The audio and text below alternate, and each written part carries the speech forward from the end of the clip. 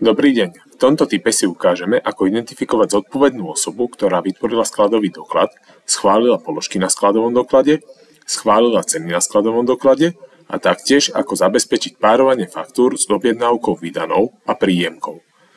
Ako na to?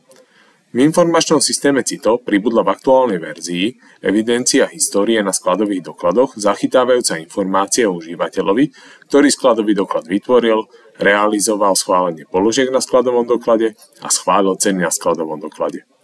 Zároveň pribudol v hlavičke skladových dokladov stĺpec s názvom číslo faktúry, ktorý slúži na evidenciu faktúry súvisiacej so skladovým dokladom. Užívateľ tak získava prehľad o párovaní skladových dokladov s faktúrou k ním prislúchajúcou. Pre koho je táto funkčnosť užitočná? Uvedené funkčnosti využijú bez pochyby všetci užívateľia, ktorí sa podieľajú na činnostiach súvisiacich s nákupom materiálu, evidenciou skladového hospodárstva a fakturáciou. Poďme si teda ukázať, ako pracovať s uvedenými funkčnosťami priamo v informačnom systéme CITO.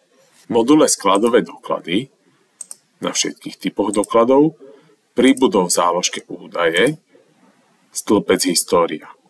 Stĺpec obsahuje údaje o užívateľovi, ktorý vytvoril skladový doklad, a taktiež údaje o užívateľovi, ktorý realizoval niektorý z úkonov schvaľovania, či už z pohľadu položiek alebo cien.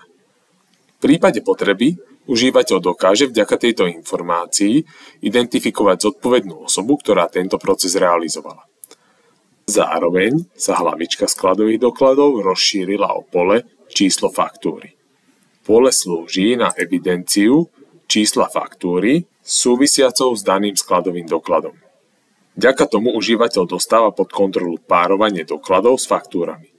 Samozrejmosťou je možnosť filtrácie údajov nad týmto polom. Takto jednoducho dokážete pomocou informačného systému CITO zabezpečiť párovanie skladových dokladov s prisluchajúcimi faktórami a zároveň identifikovať realizátora niektorého z procesov vykonaných so skladovými dokladmi.